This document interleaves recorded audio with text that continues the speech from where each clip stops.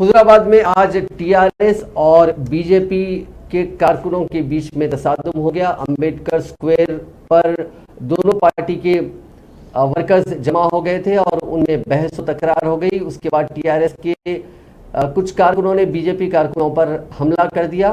Police ने बीच बचाव की कोशिश की और काफ़ी मशक्क़त के बाद उन दोनों को अलग-अलग भेज दिया।